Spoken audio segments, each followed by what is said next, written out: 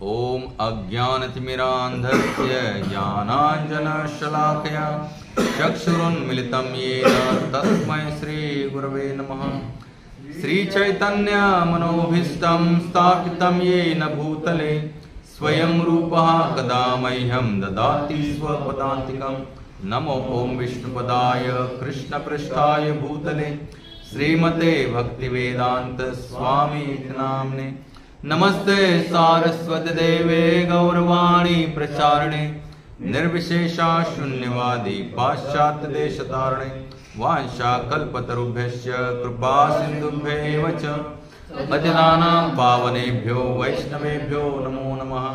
हे कृष्णा करुणा सिंधु दीनबंधु जगत्पते गोपेश गोपिका कांत राधा कांत नमोस्तुते। तप्त कांचन गौरांगी राधे वृंदावनेश्वरी वृषभानुसुते देवी प्रणमामि हरिप्रिये। जय श्री कृष्ण चैतन्य प्रभु नित्यानंद श्री अद्वैत गदाधर श्रीवासदि गौरभक्तवृंद। हरे कृष्णा कृष्णा कृष्णा हरे हरे, हरे राम राम राम हरे हरे। हरे कृष्णा कृष्णा कृष्णा हरे हरे, हरे राम राम राम हरे हरे। हरे कृष्णा कृष्णा कृष्णा हरे हरे, हरे राम राम राम हरे हरे।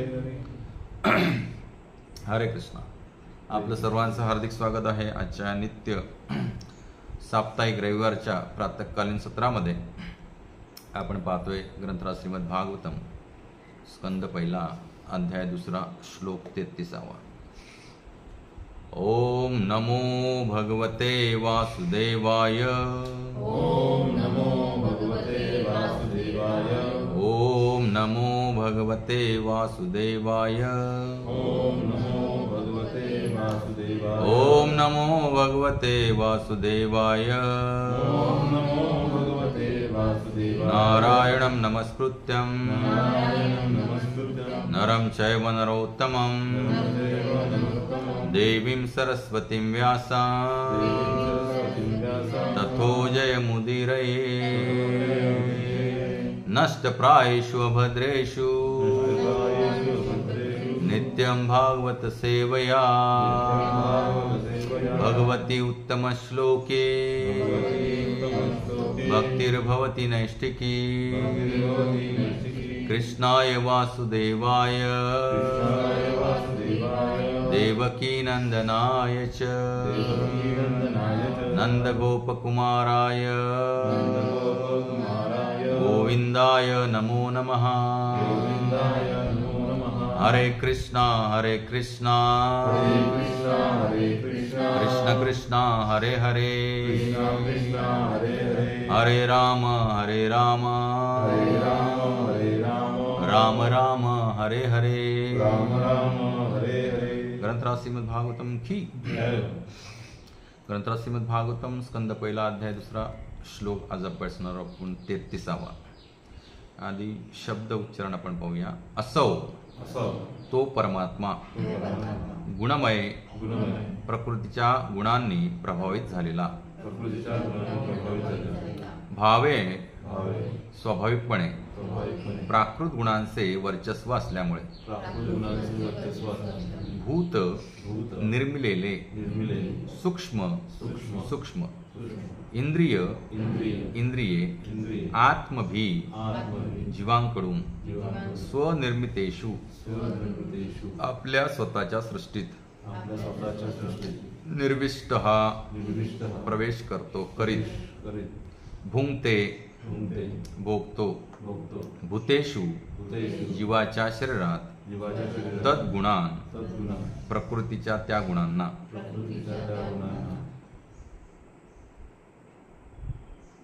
असौ गुणमयैर्भावैर्भूतः, असौ गुणमयैर्भावैर्भूतः सूक्ष्मे इंद्रियात्मभिः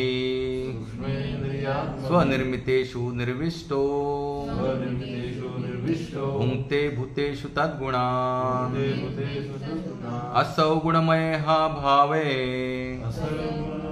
भूत सूक्ष्म इंद्रिये आत्मभी भूत सूक्ष्म इंद्रियात्मभी स्वनिर्मितेषु निर्विष्टो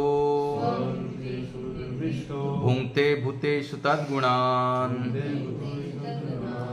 परमात्मा भौतिक प्रकृतीच्या गुणांनी प्रभावित झालेल्या जीवांच्या शरीरात प्रवेश करतो आणि सूक्ष्म मनाने त्या गुणांच्या परिणामाचा भोग करण्याची प्रेरणा देतो. मागच्या श्लोकामध्ये आपण पाहिलं होतं, ज्याप्रमाणे लाकडात अग्नी व्याप्त आहे त्याप्रमाणे भगवान परमात्मा रूपाने सर्व पदार्थात व्याप्त आहेत.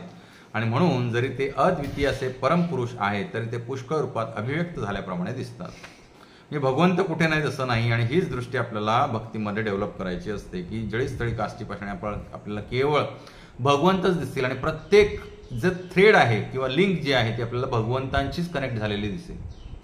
या प्रकारची दृष्टी डेव्हलप करणे म्हणजे भगवत भक्तीमध्ये आपण प्रगती करतोय असं म्हणायला हरकत नाही. मग ते काही असू दे, आपल्या जीवनात भौतिकदृष्ट्या काही आपल्याला वाईट दिसत असेल, काही चांगलं दिसत असेल, everything is connected to Krishna. प्रत्येक गोष्ट जी आहे ती भगवान श्रीकृष्णांशी कनेक्टेड आहे. कारण भगवंत सगळीकडे आहेत आणि भगवंतांच्या इच्छेशिवाय गवताचं पातं पण हलू शकत नाही, हे आपण जाणतो. सर्व कारण करणं.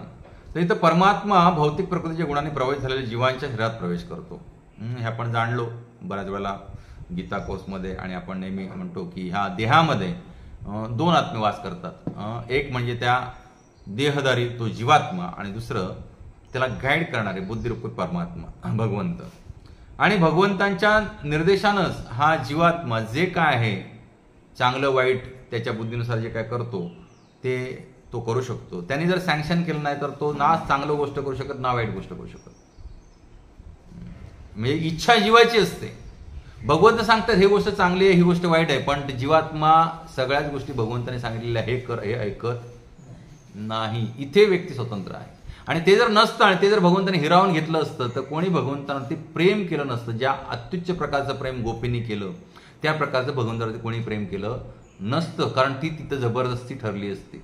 आणि जबरदस्तीनं कधी प्रेम होऊ शकत नाही, कर्तव्य पालन होऊ शकतं. जबरदस्तीने काय होऊ शकत नाही, प्रेम कधीच कोणावरती करू शकत नाही, कर्तव्य पालन करू शकतो. म्हणून भगवंताने आपल्याला फ्री विल दिली, आपल्याला स्वतंत्र इच्छा दिली की तुम्हाला काय करायचंय ते करा. हे सगळे मार्ग मी तुम्हाला सांगितलेले आहेत. या भौतिक जगतात येऊन या दुःखाला अशा शब्दांमध्ये भरडून जायचंय तर जावा, किंवा मला शरण माझं भक्ती भजन करून कायमस्वरूपी कुठे आनंद घन अशा भगवत धामात यायची इच्छा केला तर तोही मार्ग मी दाखवतो. तर भगवंताने ऑप्शन्स ठेवले आणि ते काय करायचं ते जीवावरती सोडून दिलं. आणि मग त्याला काय करायचं असू दे, समजा एखाद्याचा खून करायचा असू दे, तर त्याला लागणारी बुद्धी त्या प्रकारची सुद्धा कोण सप्लाय करतात, भगवंत सप्लाय करतात. किंवा एखाद्याला चांगलं काहीतरी करायचं असेल त्याला लागणारी बुद्धी पण भगवंत सप्लाय करतात. इथं भगवंताने स्वतःला हातबळ ठेवलेला आहे. ते कोणावरती जबरदस्ती करत नाहीत. आणि जबरदस्ती न केल्यामुळेच काही संत होऊन गेले आणि काही राक्षस होऊन गेले. लक्षात. तर परमात्मा भौतिक प्रकृतीच्या गुणांनी प्रभावित झालेल्या जीवांच्या शरीरात प्रवेश करतो आणि सूक्ष्म मनाने त्या गुणांच्या परिणामाचा भोग करण्याची प्रेरणा देतो. आता जे सत्वगुण, रजगुण आणि तमगुण हे तीन जे गुण आहेत यापासून अनेक प्रकारचे स्वभाव विशिष्ट बनतात आणि म्हणूनच अनेक प्रकारचे देहधारी जीवात्मे आपण पाहतो. आज पृथ्वीतलावरती जवळजवळ 800 कोटी काय आहेत मनुष्य केवळ उपलब्ध आहेत. पण त्यापैकी असं 2 मनुष्य आपल्याला भेटणार जी की रूप गुण कार्य ह्या सगळ्यांनी काय आहेत एक रूप आहेत. विभिन्न प्रकारचे लोक आपल्याला दिसतात, विभिन्न प्रकारचे जीव दिसतात, तेवढेच विभिन्न प्रकारचे स्वभाव दिसतात. त्याचं कारणच आहे की ह्या सत्व, रज आणि तम या तीन गुणांचं मिश्रण केल्यानंतर अनंत अनंत प्रकारचे गुण विशिष्ट असलेले समूह तयार होतात. आणि त्या प्रत्येक अशा गुणांच्या समूहाचा स्वभाव धारण करून जीवात्मा जन्माला येतो किंवा ह्या जन्मामध्ये तो पुढच्या जन्माची तयारी करतो. सर्वोच्च बुद्धिमान अशा ब्रह्मदेवापासून नगण्य अशा मुंगीपर्यंत 84 लक्ष जीवयोनी आहेत आणि त्या सर्व सूक्ष्म मनाच्या आणि स्थूल भौतिक शरीराच्या इच्छानुसार या भौतिक जगाचा उपभोग घेत आहेत. स्थूल शरीर सूक्ष्म मनाच्या अवस्थांवरती आधारलेले आहे आणि इंद्रिये जीवांच्या इच्छेप्रमाणे निर्मिलेली आहेत. भगवान परमात्म्याच्या रूपाने जीवांच्या भौतिक सुखाची प्राप्ती करून देण्यात मदत करतात, कारण जीव इच्छिलेले प्राप्त करण्यात सर्वथा असमर्थ आहे. तेच मी सांगत होतो, जीव काही करण्यासाठी काय आहे, असमर्थ आहे. जोपर्यंत भगवंताचं सँक्शन मिळत नाही तोपर्यंत जीव काहीच करू शकत नाही. जीव इच्छा करतो आणि परमात्मा इच्छा पूर्ण करतो. दुसऱ्या दृष्टीने जीव हे भगवंतांचे अंश आहेत आणि म्हणून त्यांचे भगवंतांचे एकत्व आहे. भगवद्गीतेत सर्व प्रकारचे शरीरधारी जीव हे भगवंतांचे पुत्र आहेत असे भगवंतांनीच घोषित केले आहे. पुत्रांची सुखदुःखे अप्रत्यक्ष रीतीने पित्याची सुखदुःखे आहेत, तरीही पिता अशा सुखदुःखाने प्रत्यक्ष रीतीने प्रभावित होत नाहीत. परमेश्वर इतके दयाळू आहेत की ते नेहमी जीवांच्या अंतःकरणात परमात्मा रूपाने राहतात आणि त्या जीवाला खऱ्या सुखाकडे उन्मुख करण्याचा ते नेहमी प्रयत्न करीत असतात. बघा, खूप सुंदर सांगितलंय कसं भगवंत जीवाला गाईड करतात, की जीव स्वतःहून इच्छा द्वेष करून ह्या भौतिक जगतामध्ये राहिला आहे किंवा पतन झालाय, जे काय असेल ते अनादी काळापासून इथं खितपत पडला आहे. ज्या अर्थी आपण आज इथं आहोत त्या अर्थी आपण अनादी काळापासून आपण कुठे आहोत, ह्या भौतिक जगतात आहोत. किंवा दुसरं असेल, आज जे कोणी भक्ती मार्गाला लागलेत ते भगवंतांचे पार्षद म्हणून भगवत धामातनं इकडे प्रचार करण्यासाठी आले. या दोनच गोष्टी आहेत, बरोबर ना प्रभूजी? ह्या दोनच पॉसिबिलिटीज आहेत. एक तर जीव अनादी काळापासून इथं खितपत पडलाय, किंवा तिथले काही जीव भगवंताने काय करण्यासाठी पाठवले, आपल्या नामरूप गुणलीलांचा प्रचार प्रसार करण्यासाठी इकडे पाठवले. ह्या दोनच पॉसिबिलिटीज आहेत. पण आपल्या बाबतीत पहिली पॉसिबिलिटी काय आहे, जास्त आहे. कारण आपण भगवत धामातनं आलो असतो तर आपल्याला इथल्या ह्या प्रपंचाबद्दल एवढी गोडी राहिली नसते. जसे संत तुकाराम महाराज यांचं वर्णन आहे शास्त्रामध्ये, की डायरेक्ट ते कुठून आले होते, भगवत धामातनं आले होते. लौकिकार्थानं ते गृहस्थ होते, लग्न केलं होतं, मुलं बाळ होती, सगळं होतं, पण ते कधीच कुठच्या गोष्टीमध्ये आसक्त नव्हते. तशा प्रकारचे जे साधू संत असतात ते डायरेक्ट भगवंताचे पर, जसं श्रील प्रभुपाद आहेत, सगळ्यावरती पाणी सोडून प्रभुपादाने संन्यास घेतला आणि जगाच्या कल्याणासाठी आपलं जीवन अर्पित केलं, एवढ्या म्हातारपणी सुद्धा. हे आणि त्यांच्या कार्यावरण पण आपल्याला दिसतं.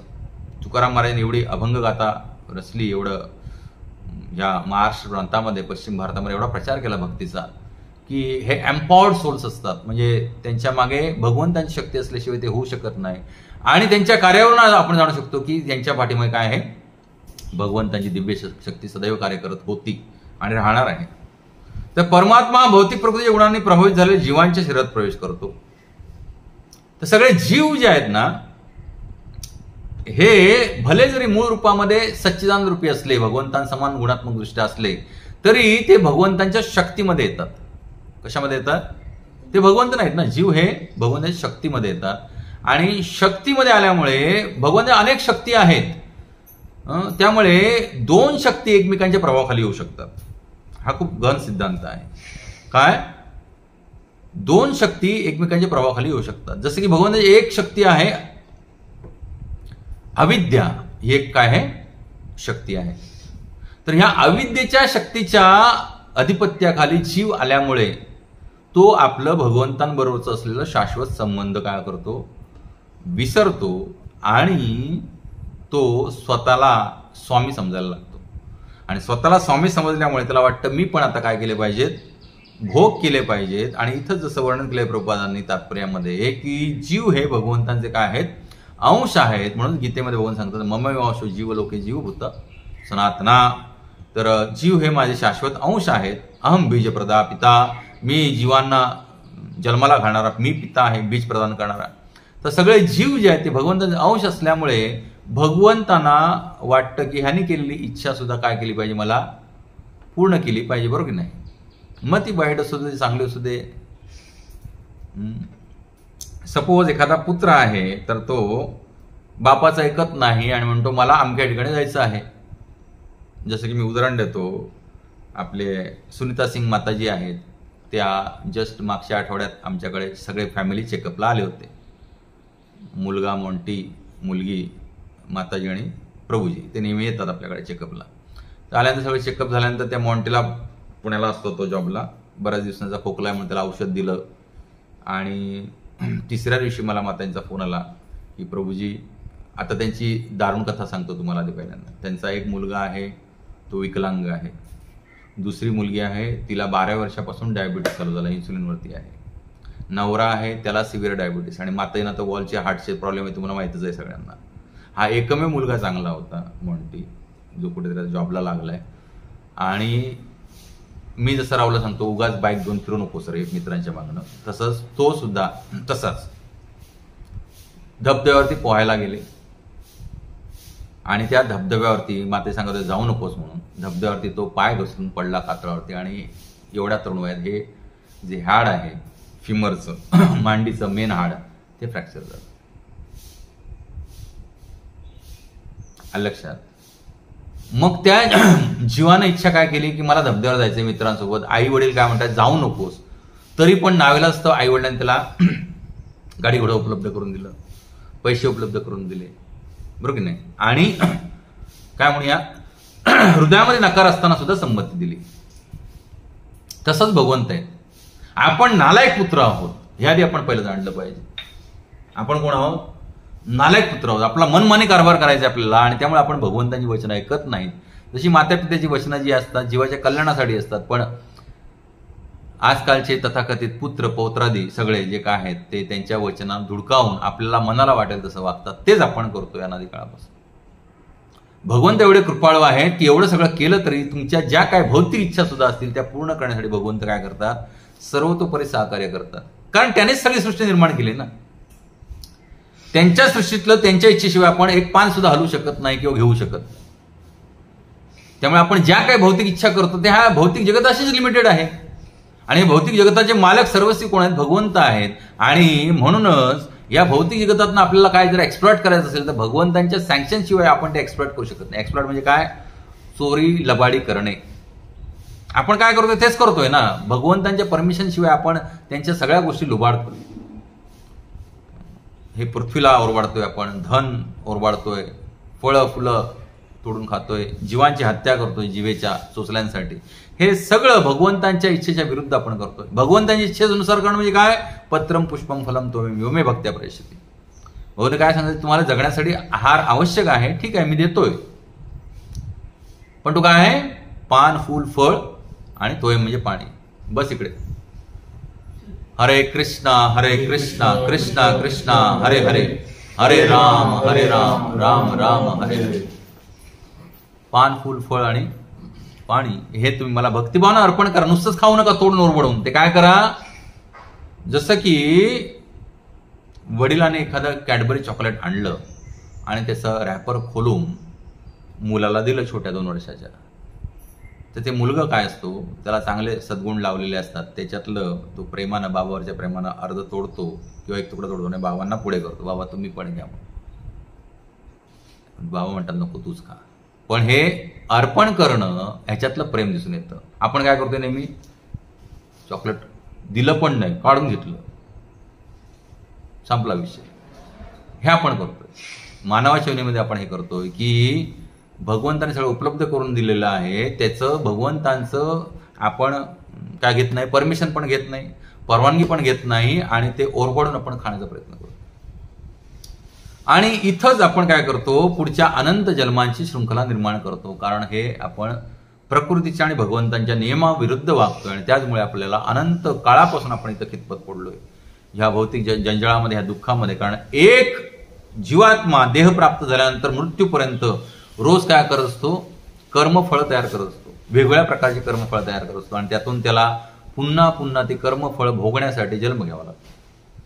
आणि इथूनच अनेक जन्मांची काय होते? नांदी मांदेळी सुरू होते. आणि जर टाळायची असेल तर आपल्याला भगवंतांची इच्छा जाणणं गरजेचं आहे. आणि भगवंताची इच्छा जाणण्यासाठी आपल्याला श्रीमद भगवद्गीता आणि ग्रंथराज श्रीमद भागवतम यांचा आधार घेतल्याशिवाय ती कळणार नाही. योग्य प्रमाणित आणि प्रामाणिक गुरुच्या आश्रयाखाली आपण ह्या दोन्ही ग्रंथांचा सखोल अभ्यास केला पाहिजे. त्याच वेळेला भगवंतांची इच्छा आपल्याला कळेल. आणि म्हणून भगवंत सांगतात की धर्म जो आहे, धर्मम तू साक्षात भगवत प्रणित, भागवतमचा श्लोक आहे. धर्म जो आहे हे म्हणजे भगवंतांनी सांगितलेली वचनं जिथं पाळली जातात तोच धर्म आहे, अन्यथा तो धर्म नाही. आणि भगवंतांनी स्वतः सर्वत्र सांगितलेलं आहे की तुम्ही मनुष्य जन्मामध्ये आल्यानंतर काय करा? तुम्ही हे जे उपदेश दिलेले आहेत त्याप्रमाणे जीवन जगा, माझं भजन करा, मला नमस्कार करा, माझं मनन करा, माझं चिंतन करा, मला शरण या.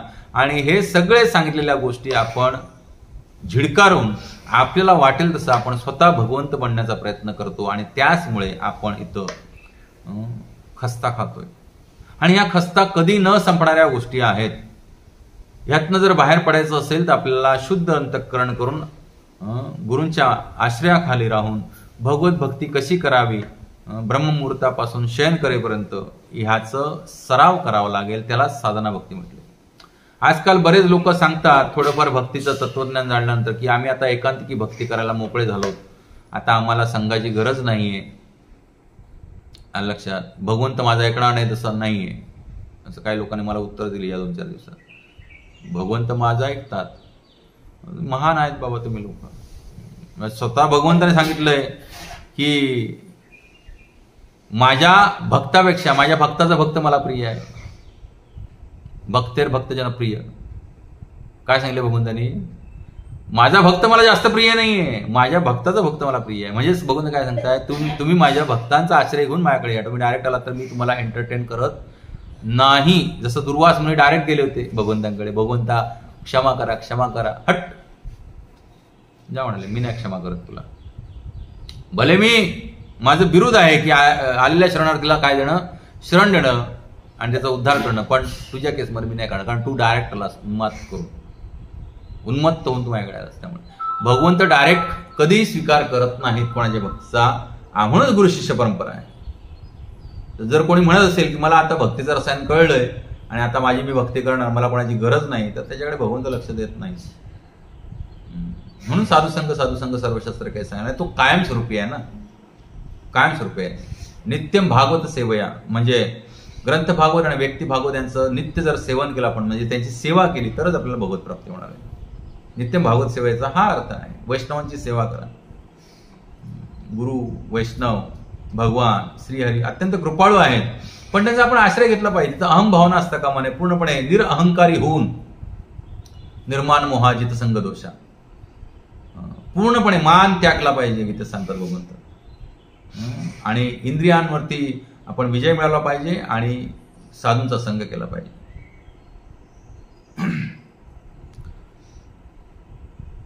तर भगवंत जीवांच्या देहात प्रवेश करतात आणि सूक्ष्म मनाने त्या गुणांच्या परिणामाचा भोग करण्याची प्रेरणा देतात. आणि भगवंत इथं सूक्ष्म मन म्हणजे बुद्धी, ज्याला आपण विवेक बुद्धी म्हणतो. तर विवेक बुद्धी जी आहे ते भगवत स्वरूप आहे. पण जीवात्मा त्याच्या उलट करतो. मग पापबुद्धी भगवत स्वरूप नाही का? निश्चित नाही. एकदा आय थिंक स्वामी विवेकानंदांना शाळेमध्ये कोणीतरी प्रश्न विचारला गुरूंनी की तू म्हणतो सगळं जे काय चांगलं आहे ते देवाच्या इच्छेमुळे होतं, म्हणजे काय घाण आहे ते कशामुळे होतं? तर जिथं देवत्वाचा अभाव तिथं काय होतं? घाण. वाईट ही संकल्पनाच मुळात नाहीये. लक्षात, वाईट ही संकल्पनाच मुळात नाहीये. वाईट गोष्ट, चांगल्या गोष्टीचा अभाव म्हणजे काय? वाईट. आणि चांगल्या गोष्टीचा अभाव कोण करतं? आपण स्वतः. भगवंताने विवेक बुद्धी दिली आपल्याला. भगवंत प्रत्येक कार्य करताना सांगतात हे कार्य चांगलं आहे, हे कर, हे कार्य वाईट आहे, हे करू नकोस. पण आपण काय करतो? त्याच्या बरोबर उलट करतो. भगवंत सांगतात मन मना मत भक्तो मध्याजिमाम नमस्कृ. भगवंत सांगतात मला शरण ये, माझा भक्त बन, मला नमस्कार कर, माझी तपस्या कर, जे काय करशील ते मला अर्पण कर. 24 तास हरिनामामध्ये राहा, कीर्तने सदा हरी. पण आपण ऐकतोय का? नाही ऐकत. आपण नाही ऐकत. मग दोष कोणाचा आहे? भगवंताने तसं चांगलं सांगितलं ना. आपण वाईट निर्माण करतो. मी जिथं चांगल्या गोष्टीचा अभाव आहे तिथं वाईट असतं. वाईट ही स्वतः मुळात गोष्ट अस्तित्वात नाही. जसं की अंधकार हे कशाचं द्योतक आहे? सूर्योदय नसल्याचा द्योतक आहे ना. लक्षात ना. अंधकार हे कशाचं? प्रकाश नाही त्याचं द्योतक आहे अंधकार. मग जिथं प्रकाश आहे तिथं जावा तुम्ही. कशाला अंधकारात कितपत पडलाय? भगवंताचं धाम जे आहे ते स्वयंप्रकाशित आहे ना. तिथं सूर्यचंद्राची आणि इलेक्ट्रिसिटी आणि अग्नीची गरज नाहीये. न तद्भास आहे ते सूर्य न शशांको न पावका यद गत्वान निवर्तनते तद्धामं परमं. भगवान सांगतात की माझं असं धाम आहे की जिथं ह्या सगळ्या गोष्टीची गरज नाहीये. ते स्वयंप्रकाशी आहे, दिव्यानंदानं पूर्ण भरलेला आहे. मग तिथे का जात नाही? मग इथं राहण्याची इच्छा ही कोणाची आहे? आपली आहे. मग भोगा कर्माची फळं. आलं लक्षात? तर ही कर्माची फळं आपली आपण भोगतोय. भगवंताने सगळ्या गोष्टी चांगल्या निर्माण केलेल्या आहेत. ह्या भौतिक जगतामध्ये ह्या प्रवचन सुरुवातीलाच मी सांगितलं की भगवंतानी दोन्ही गोष्टी समोर ठेवल्या की हा मार्ग पण आणि हा मार्ग पण आहे. कुठचा मार्ग निवडायचा ह्याचं स्वातंत्र्य भगवंताने आपल्याला दिलंय. आणि नाही तर आपण रोबोट बनलो असतो. भावना शून्य. बटन दाबलं पाणी भर, बटन दाबलं मिक्सर लाव, बटन दाबलं कचरा काढ. आपण काय म्हणलो असतो? रोबोट म्हणलो. बटन दाबलं झोप आता गपचूप. आलं लक्षात? पण मग अशा गोष्टी जर झाल्या असतात, सकाळी त्याचं बटन दाबायला उठवायला कोण नाही ना परत. भगवंतानी कसं सुंदर यंत्र बनवलंय बघा. तो झोपला की सगळं विसरतो, देवान बोरत असतो मस्त की लाळ वेगळं असते तोंडातलं, काही त्याला माहीत नसतं. बरोबर सकाळी भगवंत त्याला उठवतात. बरोबर की नाही? रोबोटचा स्विच ऑफ केला तर काय, त्याला पुन्हा ऑन करायला कोणतरी पाहिजे ना. आपला जर रात्री झोपलो आणि स्विच ऑफ झाला तर आपण दुसऱ्याशी उठणार आहोत का? नाही उठणार आहोत. मागच्या प्रश्नात जसं सांगितलं तसं आता चप्पल पण आपण घालू शकत नाही. भगवंत एवढं सुंदर यंत्र आपल्याला बनवून दिलंय. आणि यंत्र आहे, हे यंत्र उपभोगायची गोष्ट आहे. आपण त्या उपभोगायच्या गोष्टीला स्वतः समजायला लागलो. ह्याला देहात्मबुद्धी म्हणतात. आणि मग त्या यंत्राच्या गरजा, बस पेट्रोल भरत राहणे तेवढंच आहे का? नाही ना.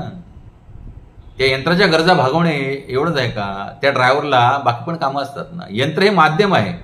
समजा ऑफिसकडनं घराकडे, घराकडनं ऑफिसकडे, किंवा शेतावरनं घराकडे, घराकडून शेताकडे. पण आपण काय ड्रायव्हरनं ठरवलं मी ह्या यंत्रातच बसून राहणार आहे, बस यंत्रच धुणार आहे, यंत्र चकचकीत करणार आहे, त्याचं सर्व्हिसिंग करणार आहे, फर्स्ट क्लास ठेवणार यंत्र, आणि 24 तास त्याच्यातच राहिला तर तो आपल्या डेस्टिनेशनला जाणार कसा? त्याला जिथं जायचंय तिथे जाऊ शकत नाही ना. तो त्यालाच रात्रंदिवस काय चकाचक करतोय. कशाला? यंत्राला, म्हणजे या देहाला चकाचक करण्याच्या मागे लागलाय. आणि अजून त्याच्या अवतीभोवती 4-5 गाड्या आहेत त्याच्या. आता सुद्धा लोकांकडे 5-6 गाड्या असतात. बस त्या गाड्या कशा चकचकीत राहतील, वेल पॉलिश मेंटेन राहतील छानपैकी. म्हणजे आपलं कुटुंब कसं चकचकीत राहील. ह्यानं काय नाही. या सगळ्या गुरुमाज सुंदर सांगतात की हे जे भौतिकवादी लोक असतात ना, ते बऱ्याच वेळा त्यांना सत्संगाला या म्हणून सांगितलं ना की ते लोक सांगतात हम तो जाल में फसे है. गुरुमा काय सांगतात? हे लोक सांगतात काय? हम तो जाल में फसे है, क्या करे? अरे जाळ्यामध्ये अडकलंय हे जर कळतं तर मग जाळं ते घेऊन उडालं पाहिजे ना. ज्याच्याकडे शक्ती आहे ती जाळं तोडायची. बरोबर की नाही? ते कबुतरांच्या गोष्टीमध्ये तो थवा उडतो ना जाळं घेऊन, उंदराकडे जातो आणि मग त्यांचा मित्र उंदीर आहे तो जाळं कुरतडून त्यांना मुक्त करतो. तसंच नुसतं असं म्हणून चालणार नाही, हम तो जाल में फसे है. जाल में फसे हे जर कळतं तर ते जाळं कसं सोडून घ्यायचं हे पण कळलं पाहिजे ना. की जाळ्यातच अडकून राहायचं मायाच्या जंजाळामध्ये, चुकीचं आहे ते. आणि त्याचमुळे जीवाला दुःख भोगावं लागतंय. कारण जाळ्यात कोणी स्वतंत्र नसतो. ते जाळं घेऊन आध्यात्मिक गुरूंकडे गेलं पाहिजे. म्हणजे जाळं म्हणजे काय? त्या जाळ्यात अडकलेले आपले सगळे कुटुंबीय, प्रपंच पूर्ण घेऊन गेला पाहिजे आध्यात्मिक गुरूंकडे. आणि त्यांच्याकडून ते जाळं हळूहळू काय केलं पाहिजे? कट करून घेतलं पाहिजे. ते भयानक जाळं आहे. आसक्तीरूपी जाळं एवढं भयानक आहे की ते तोडणं जीवाला शक्य नाही. कारण जीव त्या जाळ्यामध्ये स्वतः गुरफटला, तो कसा तोडणार? त्याला एखाद्या मुक्त जीवाकडे जावं लागेल. आणि मुक्त जीव हे भगवंतांच्या कृपेनं आपल्या गुरुच्या माध्यमातून आपल्या जीवनामध्ये येत असतात. तर त्यांच्याकडे त्या बुद्धीनं गेलं पाहिजे. आपलं जाळं म्हणजे पूर्ण प्रपंच घेऊन गेला पाहिजे आणि ते जाळं कुरतडून घेतलं पाहिजे आणि मुक्त झालं पाहिजे. आणि मुक्त होऊन आपल्या शाश्वत घरी गेलं पाहिजे भरारी मारून. तेच भक्तिमय जीवन आहे. अन्यथा इथं ह्या 3 गुणांच्या परिणामांचे भोगण्यात आपण राहिलो तर आपली अतिशय दुर्दशा झाल्याशिवाय राहणार नाही. सर्वोच्च बुद्धिमान अशा ब्रह्मदेवापासून नगण्य अशा मुंगीपर्यंत 84 लक्ष जीवयोनी आहेत. 84 लक्ष जीवयोनी आहेत. त्याच्यामध्ये सगळे देवी देवता येतात, पशु येतात, जलचर येतात, कीटक येतात, सरपटणारे प्राणी येतात, वृक्ष येतात, मानव सदृश प्राणी येतात, देवता येतात. आणि त्या सर्व सूक्ष्म मनाच्या आणि स्थूल भौतिक शरीराच्या इच्छानुसार या भौतिक जगाचा उपभोग घेत आहेत. आणि हे सगळे जीव काय करतायत? त्यांचं जे सूक्ष्म मन आहे आणि त्यांचं जे भौतिक देह आणि त्याची इंद्रिय आहेत त्यांच्या इच्छानुसार ते उपभोग घेत आहेत. स्थूल शरीर सूक्ष्म मनाच्या अवस्थेवर आधारलेले आहे. आणि जे स्थूल शरीर जे आपल्याला मिळतं ते सूक्ष्म मन जे आहे, एक आपला स्थूल देह असतो जो पंचमहाभूताने बनलेला आहे, आणि एक सूक्ष्म देह असतो तो मन, बुद्धी आणि अहंकारने बनलेला आहे. आणि ह्या मन बुद्धी आणि अहंकारामध्ये आपल्या सगळ्या जीवाच्या इच्छा, भौतिक इच्छा काय असतात, बीज रूपामध्ये, प्रारब्ध रूपामध्ये स्टोअर केल्या जातात. आणि त्या इच्छांचा जो गट समूह बनतो त्यानुसार पुढचा जन्म प्रकृती त्याला देते. यंत्रारूढ आणि माया. मायादेवी काय करते, त्या जीवाला पुढचा देह देते लगेच. त्याने ज्या काय मन बुद्धी आणि अहंकाराने सूक्ष्म देहामध्ये ज्या काही इच्छा साठवून ठेवल्यात त्याप्रमाणे, आणि मग त्या इच्छा भोगण्याचं काम तो जीव जो आहे तो करत असतो. भगवान परमात्म्याच्या रूपाने जीवानं भौतिक सुखाची प्राप्ती करून देण्यात मदत करतात, कारण जीव इच्छेला प्राप्त करण्यात सर्वथा असमर्थ आहे. आणि ह्या सुद्धा इच्छा ज्या आहेत त्याच्या ज्या बीज रूपात इच्छा आहेत त्या फ्रक्टिफाय करण्यासाठी त्याला तशा प्रकारचा देह भगवंत देतात. समजा तुम्हाला पोहण्याची इच्छा असं आहे, तुम्ही आजीवन पोहत राहिले आणि पोहता पोहता स्विमिंग टँक मध्ये मेले, तर त्याची पोहण्याची इच्छा जाणून भगवंत त्याला पोहण्यासाठी पुढच्या जन्मामध्ये काय बनवतात, मासा बनवतात की पोहत राहा. बरोबर की नाही. म्हणजे हे इच्छा त्याची पूर्ण करण्यासाठी कोणी सहकार्य केलं, अल्टिमेटली भगवंतानेच केलं. कारण जीव असमर्थ आहे, त्याला तो स्वतःचा देह स्वतः निर्माण करू शकत नाही. दैवी ईशा गुणमी मम माया दुर्तया, ही माया जी आहे, अंबिका जी आहे, सगळ्या जगाची जगदंबा, हे भौतिक देह देणारी दुर्गा माता, ही भगवंतांच्या आज्ञेनं त्या जीवाच्या कर्मफळानुसार काय देते, त्याला पुढचा देह देते. आणि त्या देहामध्ये येऊन त्याच्या त्या सुप्त भौतिक इच्छा भोगण्यासाठी जे काही सर्वथा मदत जी आहे ती कोण करतात, भगवंतच करतात. जीव इच्छा करतो आणि परमात्मा इच्छा पूर्ण करतो. दुसऱ्या दृष्टीने जीव हे भगवंतांचे अंश आहेत आणि म्हणून त्यांचे भगवंतांचे एकत्व आहे. भगवंत कधीच आपल्या पुत्राला अंतर देत नाहीत. म्हणून भगवंत प्रत्येक जीवासोबत त्या त्या देहामध्ये त्याच्यासोबत राहतात. हृदय किती कृपा आहेत बघा भगवंत. भगवंत कधीच जीवाला अंतर देत नाही. आपण अंतर दिलंय भगवंतांना, त्यांच्याकडे पाठ फिरवले आणि म्हणून आपण सदैव दुःखी कष्टी आहोत. भगवद्गीतेत सर्व प्रकारचे शरीरधारी जीव हे भगवंत पुत्र आहेत असे भगवंताने घोषित केले आहे. पुत्रांची सुखदुःखे अप्रत्यक्ष रीतीने पित्याची सुखदुःखे असतात आणि तरी पिता अशा सुखदुःखाने प्रत्यक्ष रीतीने प्रभावित होत नाही. आता तो युवक ऐकला नाही आई बाबाचा, गेला मोटरसायकल घेऊन धबधब्यानं कोसळला, तर त्याला ते सोसावं लागणार आहे ना. त्यांना ऐकलं नाही ना. तसं जीवाला सोसावं लागणार आहे ना. हे भगवान सांगितलं, हे दुःखाले मशाश्वतम, इथं तू जाऊ नकोस. तू आपलं खरं गाव सोडून तू जाऊ नकोस. तुकाराम महाराज म्हणतात तसं, आम्ही जातो आमच्या गावा, जाऊ देवाचे गाव आपल्याकडे. प्रबोधांचं मासिक येतं बॅक टू गॉड हेड. हे आपलं सुंदर असं गाव, आपलं घर, आपलं गोलोक धाम सोडून तू जीवा जाऊ नकोस. पण नाही, आपण ऐकलो नाही. आपण आलो इकडे. आणि इकडे आल्यानंतर तुम्हाला सांगतो अगणित कष्ट सोसावे लागतात. मागच्या प्रोग्राम मी डिटेलमध्ये सांगितलं होतं. कष्ट कोणाला सोसावे लागतात, देहाला की आत्म्याला? कोणाला सोसावे लागतात? आत्म्याला सोसावे लागतात. भयानक कष्ट आणि दुःख सोसावे लागतात. तो भरडला जातो बिचारा. देह नाही भरडला जात. देहाला काय, तो निर्जीव आहे ना. देह निर्जीव आहे. कष्ट, दुःख, क्लेश, पीडा ह्या आत्म्याला सोसाव्या लागतात. आणि त्यामुळे भयानक तिची अशी त्राई माम अशी अवस्था होते. पण ह्या आत्म्याला सोसाव्या लागणाऱ्या दुःखाने भगवंत प्रभावित होत नाहीत ना. कारण भगवंत एका वेळेला भगवंतांच्या हे सगळं सृष्ट जगत आतमध्ये पण आहे, बाहेर पण आहे. भगवंताच्या बाहेर पण आहे. याला अचिंत्य भेदाभेद तत्व म्हणतात.